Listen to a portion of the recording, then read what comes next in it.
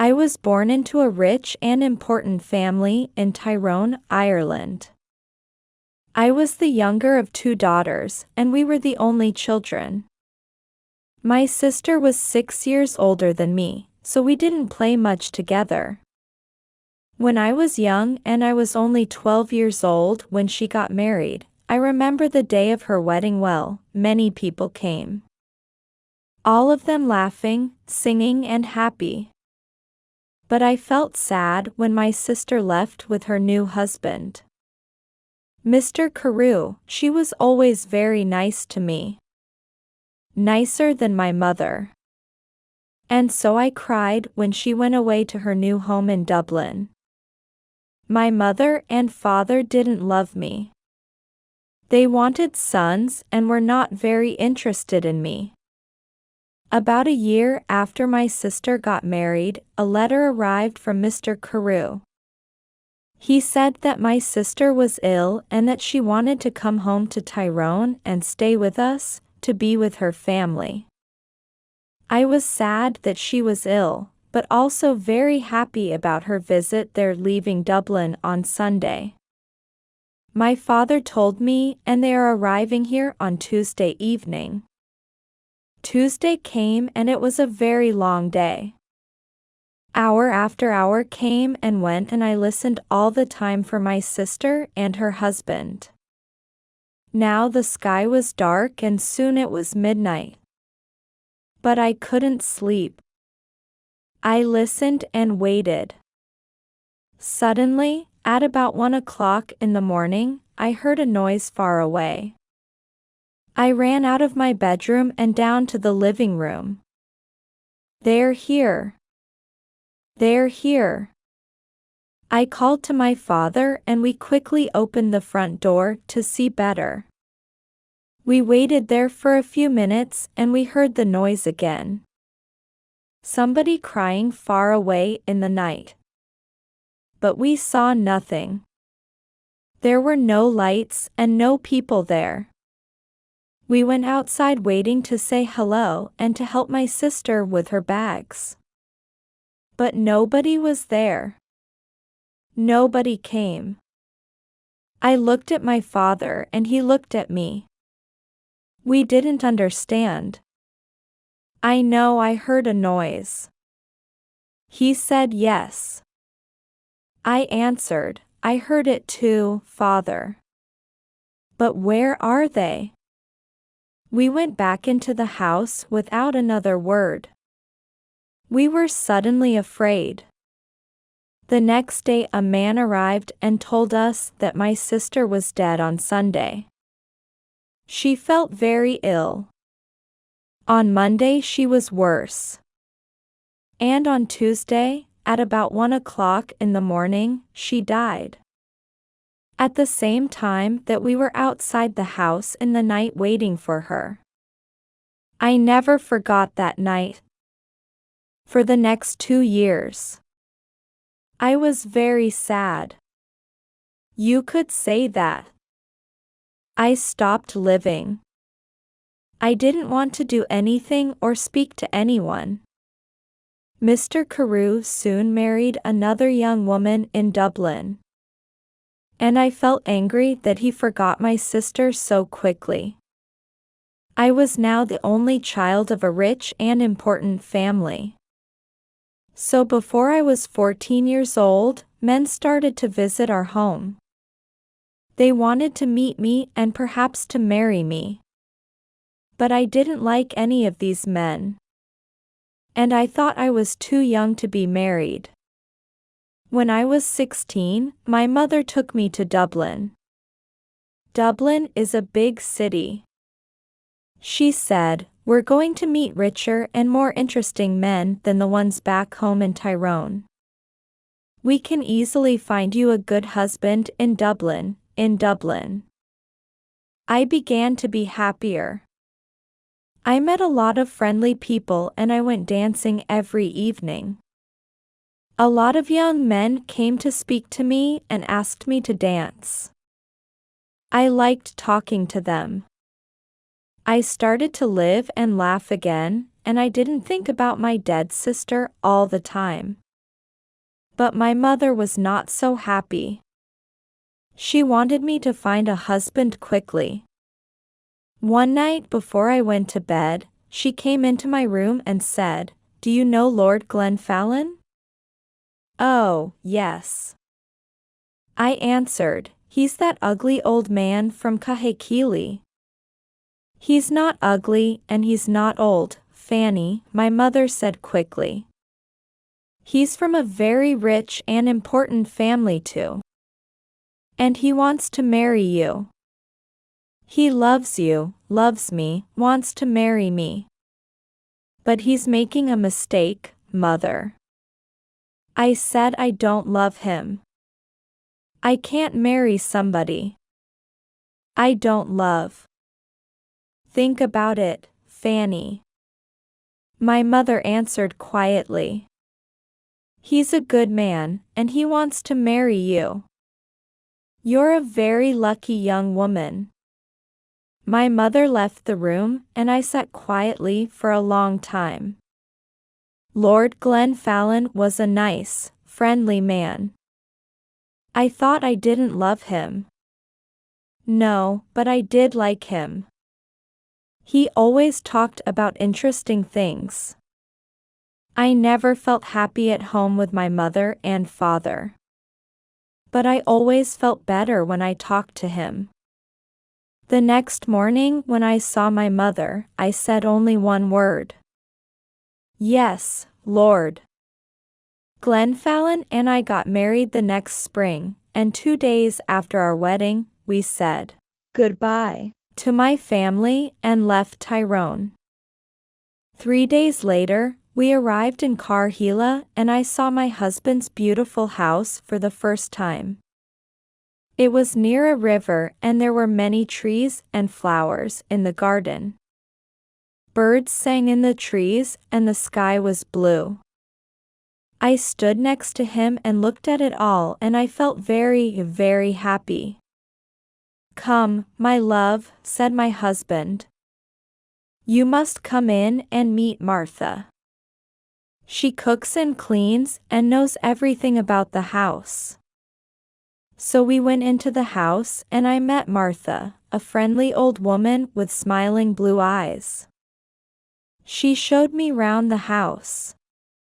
Suddenly, I felt excited to be there.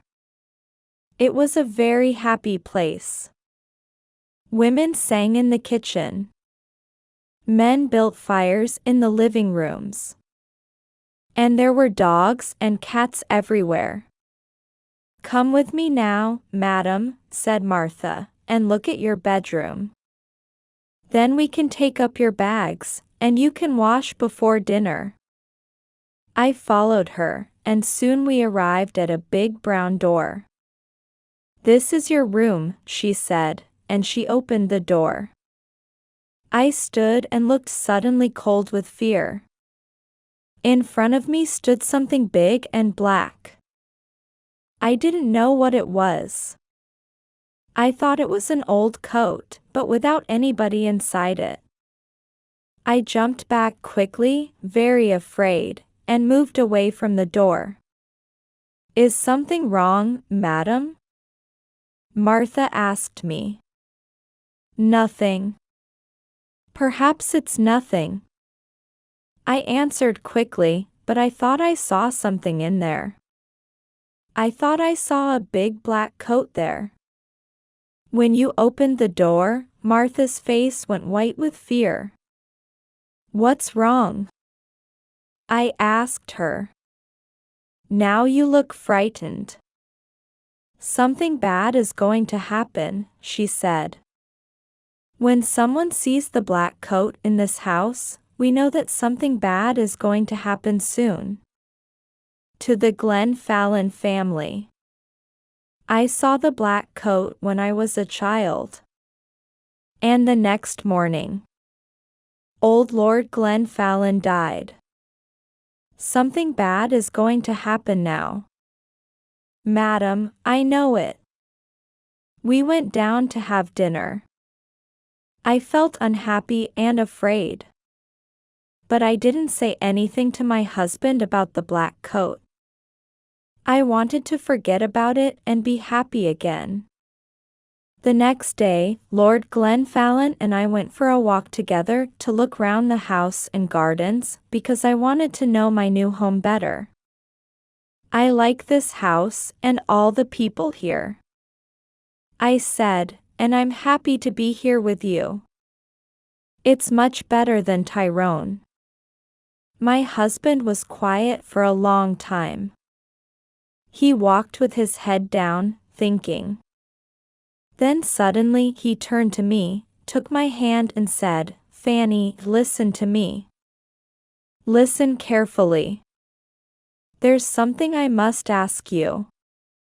Please only go into the rooms in the front of the house. Never go into the rooms at the back of the building or into the little garden by the back door. Never. Do you understand me, Fanny?" His face was white and unhappy. I understood his words, but I didn't understand why he was suddenly a different man. Here at Cargill he never smiled or laughed anymore. Perhaps the back of the house was dangerous, I thought, but he didn't want to talk about it anymore. We went back to the house without speaking, and again I tried to forget his words and to be as happy as I was before. It was about a month later that I met the other woman for the first time. One day I wanted to go for a walk in the gardens. It was a beautiful day and I ran up to my room after lunch to get my hat and coat. But when I opened the door of my room, there was a woman sitting near the fire. She was about 40 years old, and she wore a black coat. Her face was white, and when I looked closely, I saw that her eyes were white too. She was blind. "Madam," I said, "this is my room." "There is a mistake." "Your room," she answered. "A mistake? No, I don't think so. I don't think there's a mistake." "Where is Lord Glenfallen?" "Down in the living room." I said, "But who are you, and why are you here?" "In my room." "Tell Lord Glenfallen that I want him," was all she said. "I must tell you that I am Lady Glenfallen. And I want you to leave my room now." I said, "Lady Glenfallen, you are not. You are not." She cried and hit my face very hard. I cried out for help. And soon Lord Glenfallen arrived. I ran out of the room as he ran in, and I waited outside to listen at the door. I did not hear every word, but I knew that Lord Glenfallen was very angry, and the blind woman was very unhappy. When he came out, I asked him, "Who is that woman and why is she in my bedroom?" But my husband didn't answer me again. His face was white with fear.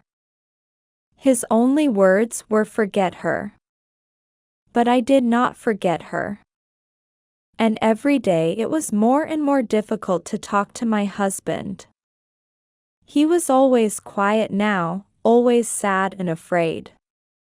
He sat for hours looking into the fire with his unhappy eyes.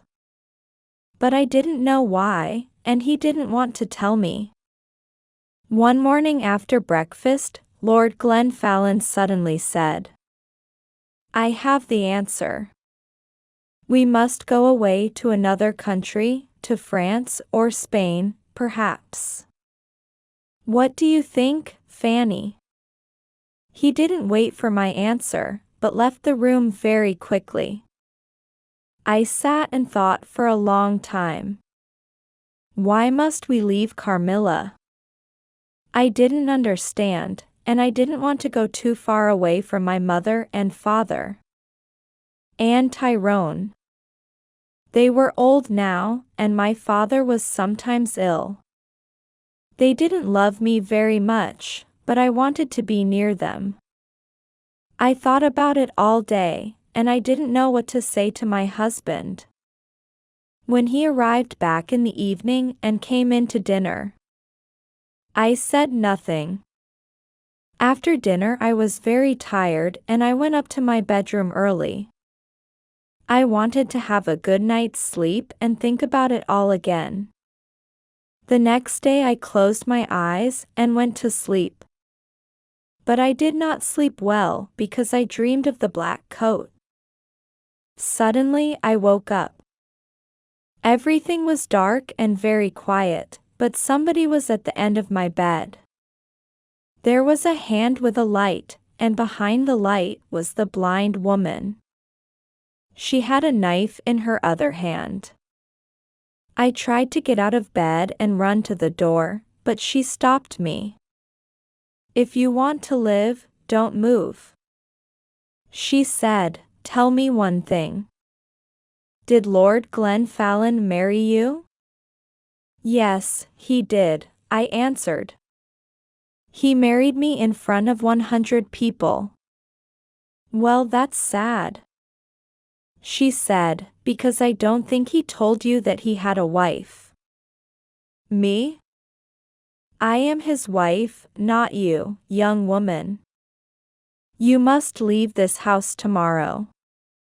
Because if you stay here, you see this knife? I am going to kill you with it." Then she left the room without a sound. I didn't sleep again that night.